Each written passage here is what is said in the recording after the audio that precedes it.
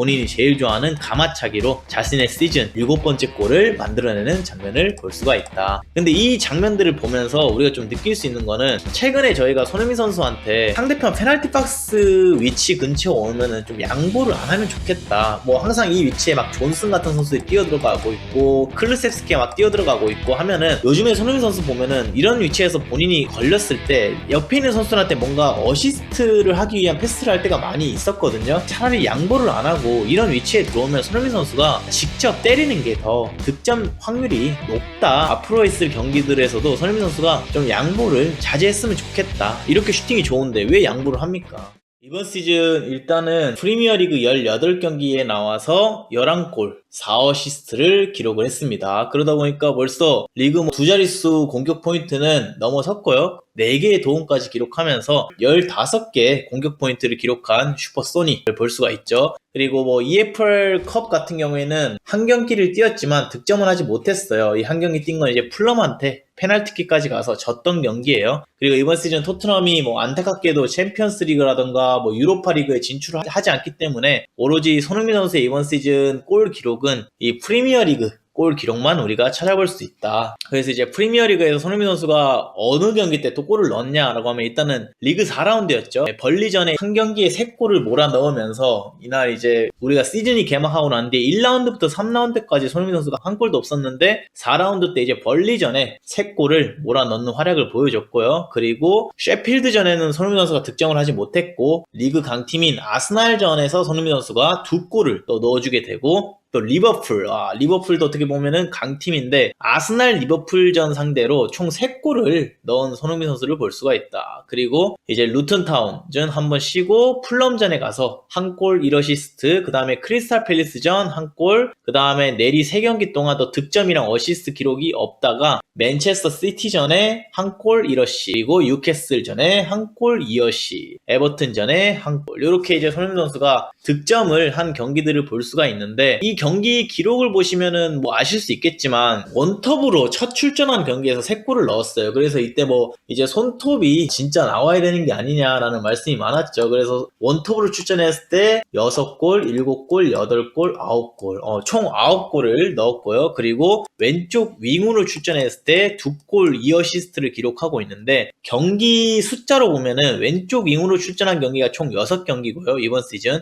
그 다음에 센터포워드로 출전한 경기가 12경기인데 요거는 뭐 시즌 끝날 때 가봐야 알겠지만 아직까지는 손톱이 맞다라는 쪽으로 좀 무게가 약간 실어지는 것 같은데 아마 계속해서 히샬리송이 지금 살아나고 있고 손흥민 선수가 왼쪽 윙에서 적응을 해가는 단계다 보니까 시즌 말미에 가서는 왼쪽 윙 손흥민도 정말 많은 골을 넣게 되지 않을까 이렇게 이제 예상을 좀 해봅니다. 그리고 이제 손흥민 선수가 벌리전에 3골을 넣었던 그 골부터 한번 차례대로 봐볼 텐데 이날 이제 벌리전에 손흥민 선수가 시즌 처음으로 원톱으로 나와서 3골을 넣은 경기이고 또 이번 시즌 뭐 베스트 골이 정말 많겠지만 저는 이번 시즌 손흥민 선수가 진짜 뭔가 여유, 품격이 느껴졌다 싶을 정도의 득점은 이 골인 것 같아요. 진짜 이거는 저희가 입중계하면서도 좀 깜짝 놀랐던 공인데 역습 상황에서 포로한테 쭉 공이 왔고 근데 솔로몬이 옆에 있던 손흥민 선수한테 양보를 하는 패스를 확실하게 해주고 여기서 소니가 공을 잡고 상대편 골키퍼가 지금 각을 접혀서 나오고 있는데 여기서 손흥민 선수가 말도 안 되는 칩킥으로 팀의 첫 번째 득점을 만들어내는 장면이죠.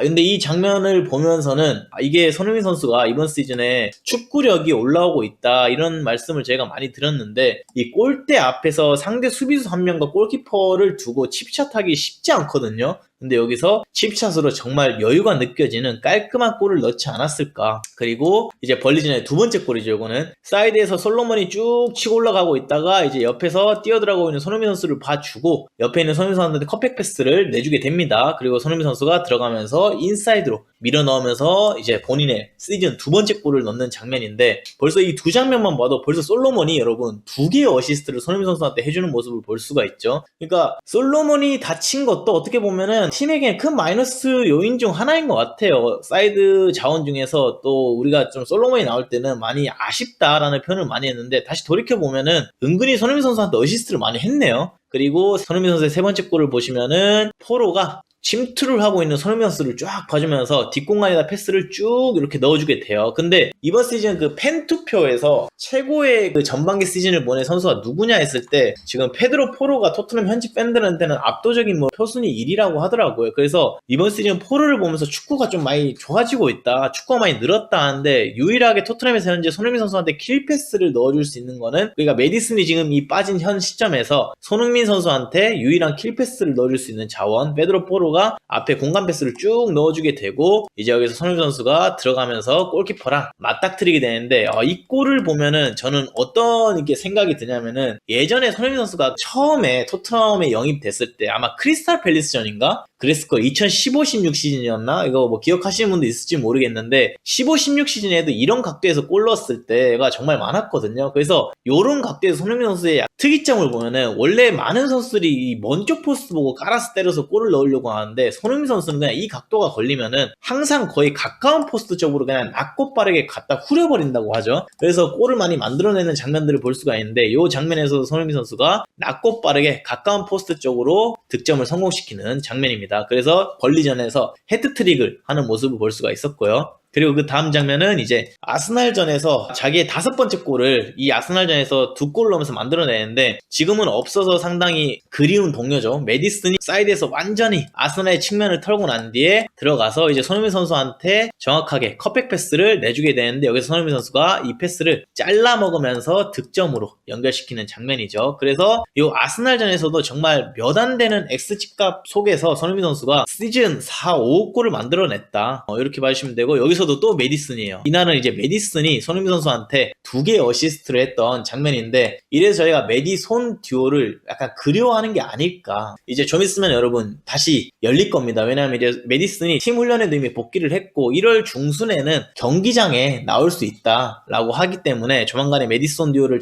다시 볼 수 있을 것 같고요. 여기서도 이제 메디슨이 살리바 한 명을 두고 2대1 상황이 생긴 이 장면에서 본인이 욕심을 내기보다는 옆에 있는 손흥민 선수한테 공을 내어주게 되고, 손흥민 선수가 여기서 정말 침착하게 공을 잡지 않고 논스톱으로 구석에다가 차넣는 모습을 볼 수가 있죠. 그러면서 본인의 리그 5호 골을 만들어내는 장면을 볼 수가 있었습니다. 그리고 다음 장면 같은 경우에는 이제 또 메디슨이에요. 메디슨이 여기서 중원에서 공을 받아가지고 전방에 있는 히샬리송한테 스루 패스를 쭉 넣어주게 되고, 히샬리송이 이 공을 받아가지고 완전히 상대 수비 라인을 부쉈죠. 그리고 침투하고 있는 손흥민 선수한테 정확하게 어시스트 패스를 넣어주게 되고, 여기서 손흥민 선수가 들어가면서 반다이크보다 한 발 빠르게 공에 접근해서 잘라먹기로 또 자신의 6번째 골을 만들어내는 모습을 볼 수 있었습니다. 그리고 난 뒤에 이제 여기 업사이드 라인을 보시면은, 이날 이제 히샬리송이 완벽하게 상대편 수비 라인을 뚫었다는 걸 우리가 볼 수가 있죠. 반다이크랑 왼쪽에 있는 로버트슨보다 아래쪽에 위치해 있는 히샬리송, 그리고 그 위치에 정확하게 패스를 넣어주는 메디슨.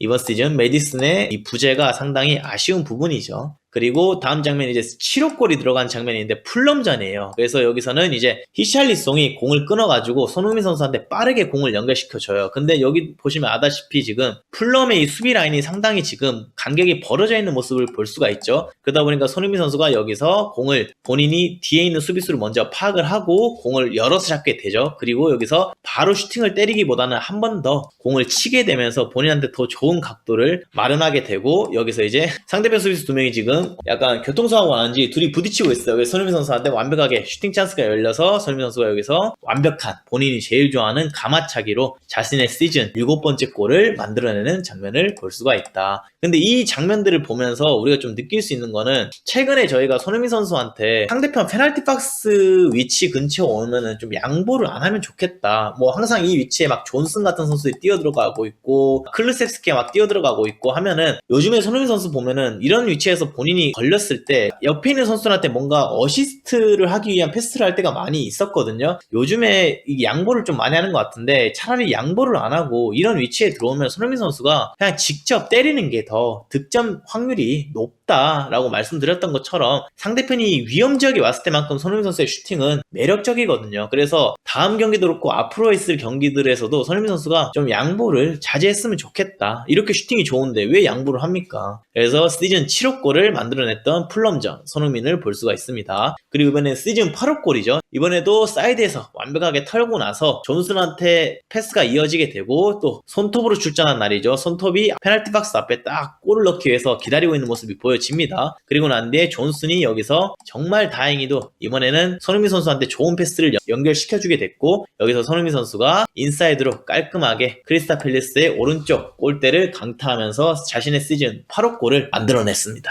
그래서 뭐 이 박스 근처에서 걸리면은 대부분이 거의 득점으로 이어지는 장면들을 우리가 볼 수가 있고 이날 경기에서도 그렇고 뭐 최근 제가 보여드렸던 이 골들은 다 손흥민 선수가 센터포워드로 나왔을 때 만들어졌던 골이긴 합니다. 그리고 이제 다음 장면 시즌 9호 골이죠. 요거는 이제 좀 국뽕이 차오르는 골이기도 한데 여기서 이제 제레미 도쿠랑 1대1을 하면서 이거를 이겨내서 거의 한 40m, 30m를 본인 혼자 질주하고 난 뒤에 득점까지 마무리된 장면이었는데 이게 아마 제 기억으로는 맨시티가 코너킥에서 세트피스에서 본인들이 올린 킥에 커팅을 당해가지고 손흥민 선수들이 이렇게 바로 공이 넘어오게 됐어요. 그래서 여기서 이제 스피드 싸움이 일어나게 되고 요즘에 그러니까 손흥민 선수한테 양보를 안 했으면 좋겠다는 말이 여기서도 좀 지켜지는 게 지금 옆에 누군가 이렇게 뛰어들어가고 있는데 손흥민 선수가 이거를 만약에 이 선수한테 줬다라고 하면은 과연 이게 득점으로 연결이 됐을까라는 생각이 좀 드는 골이긴 합니다. 그래서 여기서도 손흥민 선수가 옆에 있는 존슨한테 패스를 하기보다는 본인이 직접 그냥 드리블해서 이 장면을 헤쳐나가죠. 그리고 난 뒤에 손흥민 선수가 이 몸싸움에서 완벽하게 이겨내게 되고 여기 있던 존슨한테 이 공을 만약에 손흥민 선수가 줬으면 분명히 이건 득점으로 연결되지 않았을 거예요. 존슨이 또 여기서 바깥으로 공 차고 난 뒤에 또 머리 부여잡고 온 차 아마 이빨을 보여주면서 아쉬워하지 않았을까라는 생각이 드는데 정말 다행인 거는 손흥민 선수가 여기서도 본인이 그냥 직접 마무리를 했다. 그러다 보니까 이 공이 득점으로 연결이 되는 모습을 볼 수가 있었다. 근데 이 장면에서는 솔직히 여러분 이게 솔직히 골키퍼는 상당히 각을 지금 잘 잡은 장면이고 심지어 카이로커도 나름 생각을 하고 수비를 한 거예요. 왜냐하면은 카이로커 입장에서는 존슨을 막는다는 생각보다는 솔직히 여기서 카이로커는 야 이거 손흥민 선수가 반대편 골대로 차는 공을 어느 정도 본인이 막아보자라는 생각으로 이 정도 각도를 좀 본인이 좁혔던 것 같은데 그리고 난데 골키퍼는 항상 뭡니까? 수비수들의 위치에 따라서 각을 잡거든요. 골키퍼들은. 그래서 골키퍼도 이 가까운 포스트 쪽으로 후리는 볼을 한번 막아보자 해서 이쪽으로 각을 잡았는데 이 없는 각도에서 손흥민 선수가 그냥 인사이드로 강하고 낮고 빠른 킥으로 득점을 만들어냈다. 물론 이게 뭐 에메르송의 손에 맞고 발에 맞고 굴절돼서 득점이 연결됐다라고 보실 수도 있겠지만 어쨌든 이 각이 없는 이 상황에서 득점으로 만들어냈다라는 건 정말 대단한 일이고 이날 경기를 보신 분들은 아시겠지만 토트넘이 그렇게까지 많은 득점 찬스를 만들어내지도 못했어요. 그리고 솔직히 토트넘이 이 상황에서 손흥민 선수의 첫 번째 골은 상당히 귀중한 골이었다. 그리고 다음 장면이 이제 뉴캐슬전입니다. 뉴캐슬전은 이 트리피어라는 선수가 거의 뭐 지옥에 갔다 온 날이라고 볼 수도 있다시피 이날은 손흥민 선수가 시즌 3, 4, 5 도움을 한꺼번에 했고요. 그 다음에 10호 골까지 만들어냈던 장면입니다. 그래서 여기 보시면은 이제 트리피어랑 1대1을 가져가고 있는 손흥민을 볼 수가 있고 트리피어를 상대로 1대1을 가져가다가 본인이 제일 좋아하는 헛다리 씻기 페인팅을 한번 해주고 자신있게 밖으로 드리블을 치고 나가게 됩니다. 그리고 난 뒤에 손흥민 선수가 여기서 낮고 빠른 크로스를 올려주게 되는데 여기 서있는 지금 우도기가 이 낮고 빠른 크로스를 다행히도 잘 주워 먹어서 자신의 시즌 3호 도움을 만들어내게 되는 장면이죠. 그래서 여기 보시면은 트리피어가 여기서 본인이 이거 내가 안쪽 각을 막아야 돼? 아니면 바깥쪽 각을 막아야 돼? 고민을 많이 했을 것 같아요. 근데 이게 손흥민 선수가 왼쪽 윙으로 나갔을 때 손흥민 선수를 막는 오른쪽 풀백들한테 이 고민은 큰 방법이 없는 게 뭐냐면은 일단 손흥민 선수는 워낙 스피드가 빠른 선수다 보니까 그리고 양발이 능한 선수다 보니까 여기서 밖으로 친다고 해서 왼발 크로스가 떨어지냐? 그건 또 아니에요. 그리고 여기서 안쪽으로 치고 이거를 감아 때린다고 한들 이게 안 위협적이냐? 그건 또 아니에요. 이 감아 때리는 거 하나만큼은 솔직히 현재 지금 세계 축구사에서 제일 잘하는 선수 중 한 명이죠. 그리고 밖으로 쳐서 이 왼발로 크로스 올리는 것 또한 가장 날카로운 선수 중 한 명이에요. 그러다 보니까 이 사이드 측면에서 손흥민 선수를 막는 이 상대편 사이드 풀백들은 상당히 힘들 거예요. 그래서 여기서도 트리피어가 고민을 하던 찰나에 바깥으로 드리블을 하게 되고 낮고 빠른 크로스로 올리는 손흥민을 볼 수가 있었다. 그리고 다음 장면 보시면은 여기서도 또 트리피어랑 1대1 장면을 가져가요. 그래서 여기서 트리피어가 좀 생각이 많았던 것 같아요. 어떤 생각이 압박이 많았냐? 여기서는 손흥민 선수가 과연 이걸 또 안으로 치고 이거를 때릴까? 아니면 밖으로 치고 크로스를 올릴까? 고민을 좀 했던 것 같은데, 이 고민하던 찰나에 손흥민 선수가 빠르게 바깥으로 드리블을 가져갔고, 여기서 이제 트리피어가 좀 무게중심이 뒤로 무너지면서까지도 뭔가 공을 인터셉트 해놓으려고 끝까지 발을 뻗습니다. 근데 여기서 손흥민 선수가 자신의 발목 힘으로 트리피어와의 경쟁에서 이겨내게 되고, 그 다음에 또 낮고 빠른 크로스로 히샬리송에게 떠먹여주는 센터링을 하게 됩니다. 그리고 히샬리송이 여기서 오랜만에 자기가 프리미어리그 득점을 넣는 그 장면을 만들어내는 장면입니다. 그리고 다음 장면은 이제 손흥민 선수가 본인이 직접 득점을 하게 되는 장면을 볼 수가 있는데, 이번 시즌 포로가 손흥민 선수한테 정말 좋은 패스를 많이 뿌려준다라고 말씀을 드렸는데, 여기서도 이제 손흥민 선수가 공이 원래 이쪽에 있었어요. 그래서 우도기가 포로한테 공을 연결시켜 줬기 때문에 손흥민 선수가 몸이 이쪽 보고 있다가 이렇게 몸이 턴하게 되는 장면을 볼 수 있고, 포로가 공을 잡자마자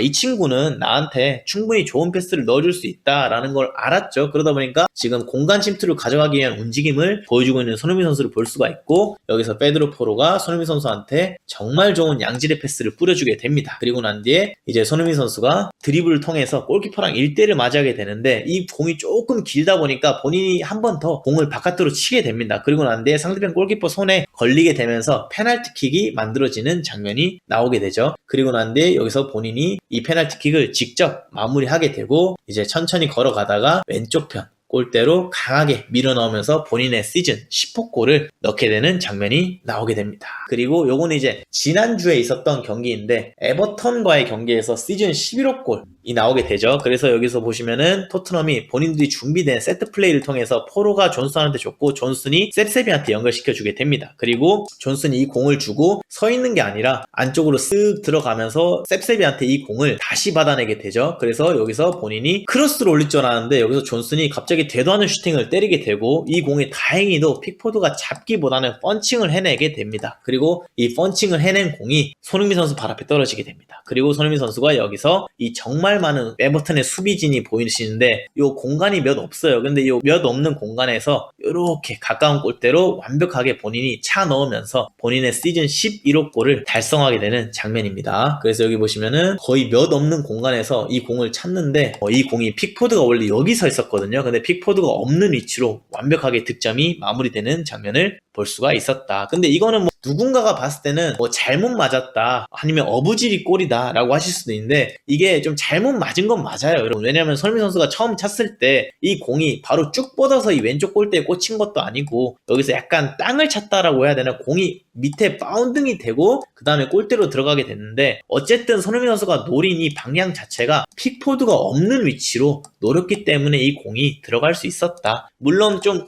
운도 따라줬겠죠. 그래서 이거는 손흥민 선수가 정말 잘 만들어낸 골이다, 이러면서 이제 손흥민 선수의 시즌 11호 골이 나오게 되는 장면입니다. 그래서 저는 솔직히 이 벌리전 골이 손흥민 선수의 이번 시즌 최고의 골이라고 생각을 하는데, 여러분들이 보셨을 때는 손흥민 선수의 어떤 골이 제일 이번 시즌 베스트 골일까요? 제레미 도쿠와의 경쟁에서 이겨냈던 그 맨시티전 골도 상당히 매력적이었고, 그 다음에 정말 이 힘든 경기를 하고 있었던 토트넘한테 금상첨화 같은 골이었던 이 아스날전 골, 요것도 어떻게 보면 좀 짜릿했었던 것 같고, 항상 밀리고 있던 이 경기에서 손흥민 선수가 몇 없던 팀에 이 득점 찬스에서 골을 만들어냈던 장면, 그리고 리버풀전 골도 보시면은 이제 팀에게 몇 없던 찬스 중에 전반전에 또 득점을 만들어냈던 장면인데, 이것도 좀 짜릿했던 골 중에 하나고, 풀럼전은 손흥민 선수가 원래 항상 잘하던 골이니까 요거는 그냥 그렇게 넘어간다라고 하고, 제레미 도쿠와의 경쟁에서 이겨냈던 맨시티전,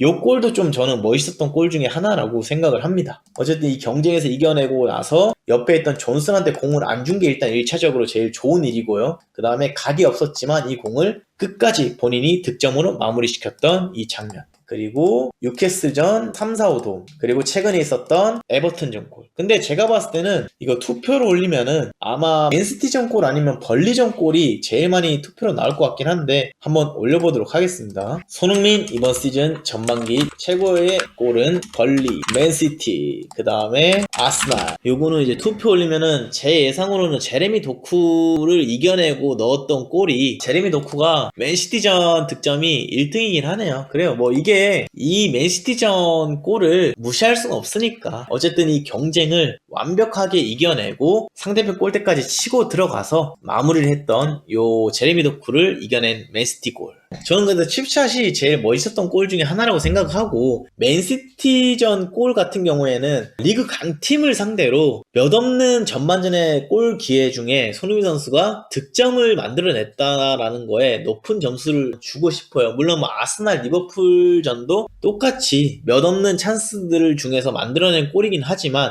이 맨시티 제레미 도쿠와의 이 경쟁에서 이겨냈던 이 골이 여러분들이 제일 많이 기억에 남는 골이라고 하시네요. 네, 이렇게 이제 손흥민 선수의 이번 시즌 전반기 골 결산을 한번 내봤고요. 그래서 일단은 손흥민 선수가 이번 시즌 계속해서 뭐 원톱으로도 나오고 왼쪽 윙으로도 나오고 있는데, 제가 봤을 때는 이제 앞으로 왼쪽 윙으로 나올 확률이 좀 높을 것 같아요. 그러다 보니까 이제 손흥민 선수가 왼쪽 윙으로 나오게 되면서 앞으로 더 얼마나 많은 공격 포인트를 할 수 있을지를 지켜보는 것도 정말 좋은 관전 포인트가 될 것 같다. 요거를 말씀드리면서 이번 시즌 손흥민 선수의 전반기 득점 결선을 한번 내봤습니다.